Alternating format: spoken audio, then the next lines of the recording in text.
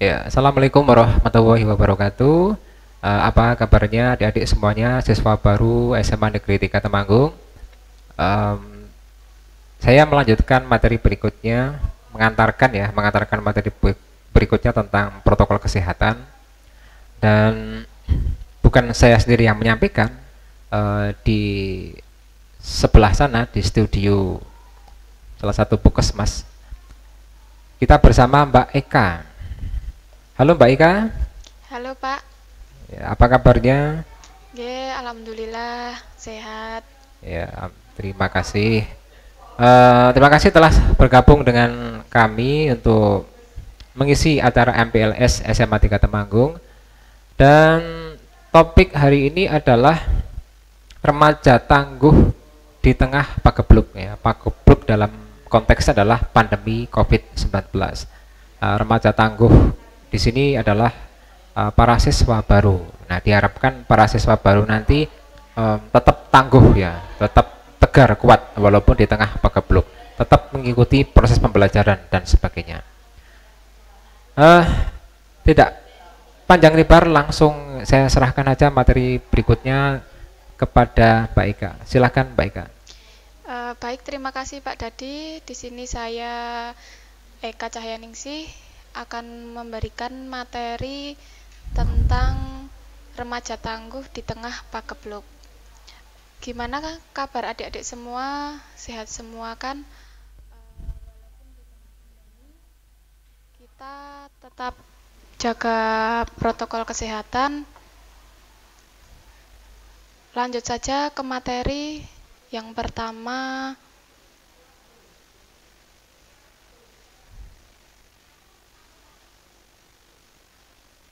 Protokol kesehatan di era pandemi COVID-19.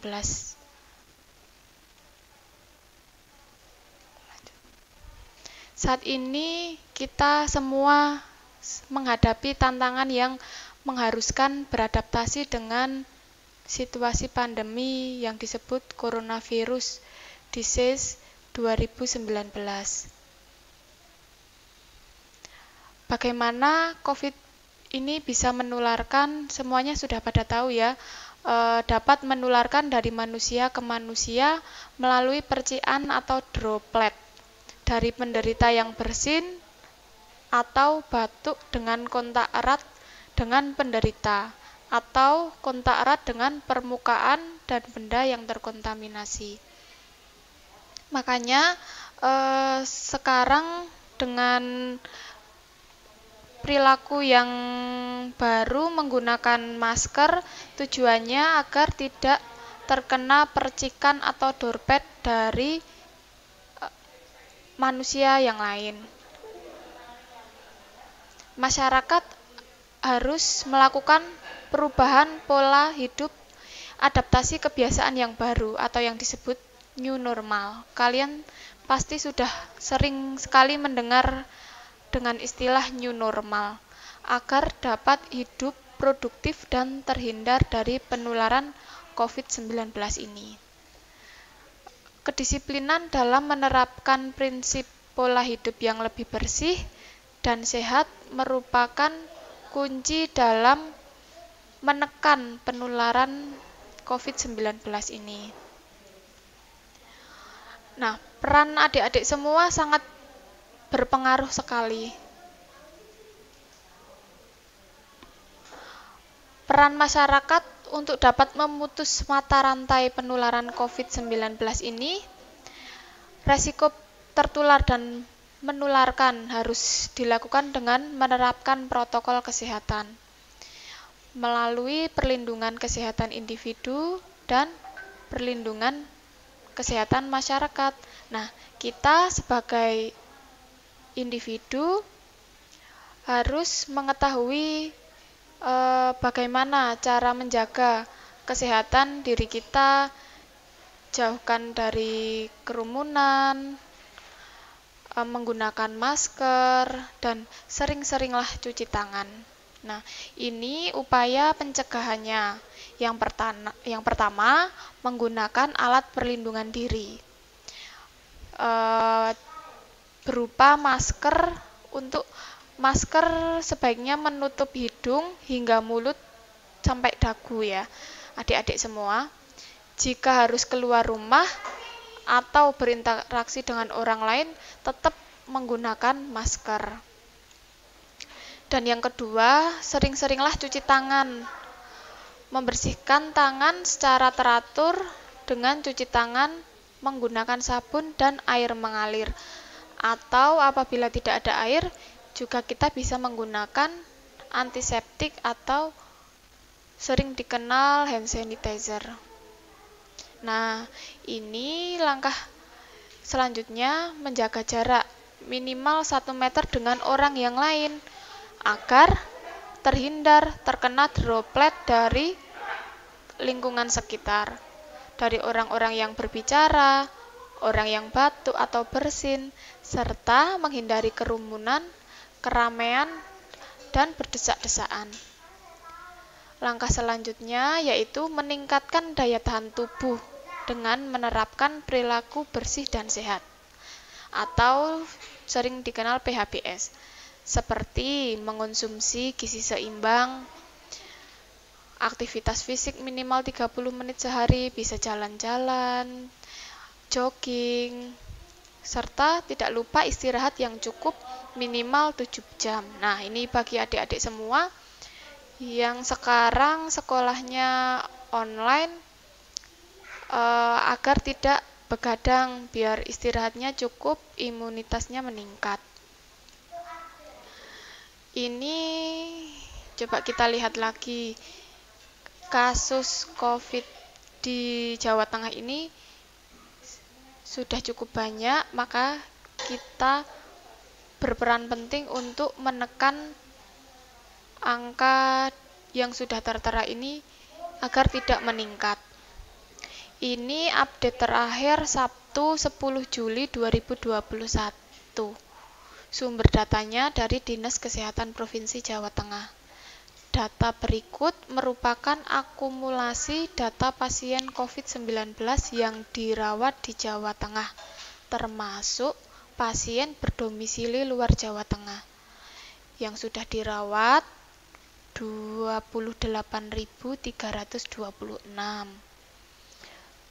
Pasien terkonfirmasi COVID yang dirawat atau diisolasi mandiri. Nah, sedangkan sudah sembuh juga tak kalah banyak, 242.657. Itu yang sudah sembuh atau sudah selesai isolasi mandiri. Yang meninggal 17.996. Itu data yang meninggal. Nah, gejala yang paling umum sekali seperti demam, batuk, kering, atau kelelahan. Sedangkan yang jarang sekali atau tidak umum itu rasa nyeri tidak nyaman, tenggorokannya sakit, diare, konjungtivis atau mata merah, sakit kepala, hilangnya indera perasa atau penciuman, ruam pada kulit atau perubahan warna pada jari tangan atau jari kaki. Nah, ini salah satu gejala yang tidak umum. Apabila ada anggota keluarga atau adik-adik semua mengalami salah satu gejala ini, sebaiknya kita menjaga imunitas, makan yang banyak. Sebenarnya minum vitamin itu boleh, tetapi sesuaikan dosisnya. Di era pandemi ini banyak sekali masyarakat yang berlomba-lomba untuk mengonsumsi vitamin C guna untuk menjaga daya tahan tubuh, sampai beli beberapa dus buat jaga-jaga di rumah. Sebenarnya boleh, akan tetapi kita harus mengetahui dulu berapakah miligram kebutuhan tubuh setiap harinya. Manusia hanya membutuhkan kebutuhan vitamin C itu 50 mg dan maksimal itu hanya 1000 mg. Apabila kelebihan akan dibuang yang diproses melalui ginjal menjadi urin. Jika dilanjutkan melebihi dosis, lama-lama akan menjadi batu di saluran kencing. Nah, sebenarnya ya boleh mengonsumsi vitamin C setiap hari, tapi asalkan tidak melebihi dosis. Kita makan makanan yang sehat, buah, sayur, itu sebenarnya sudah mencukupi kebutuhan vitamin dalam tubuh kita. Tidak perlu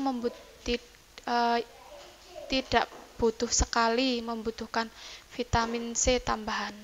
Karena kebanyakan yang dijual itu kebanyakan 500 bahkan sampai 1000 mg per satu tablet. Nah, apabila kita sehari minum 2, kita sudah melebihi dosis. Apabila setiap hari diminum, apakah tidak menjadi batu di saluran kencing kita? Nah, bagaimana caranya biar tidak seperti itu?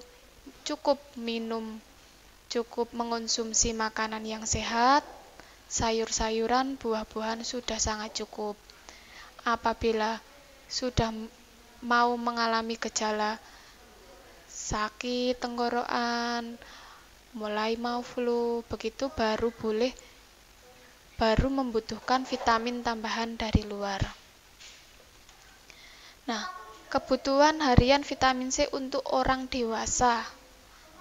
Nah, adik-adik semua kan sudah dewasa, jadi cukup membutuhkan 75 mg dan 90 untuk laki-laki. Tidak perlu minum yang 500 atau bahkan 1000 mg. Sumber ini saya ambil sumbernya dari Widya Karya Nasional Pangan dan Gizi 2014. Nah, untuk usia lanjut apakah juga sama dosisnya? Ya, sama. Untuk lanjut usia atau lansia itu juga dosisnya sama. Yang berbeda hanya untuk ibu hamil itu ada kelebihan 10 mg setiap harinya. Sekian materi dari saya, semoga bermanfaat buat adik-adik semua. Tetap jaga kesehatan, tingkatkan imunitas kita, tetap menjadi remaja yang tangguh di tengah pagebluk ini.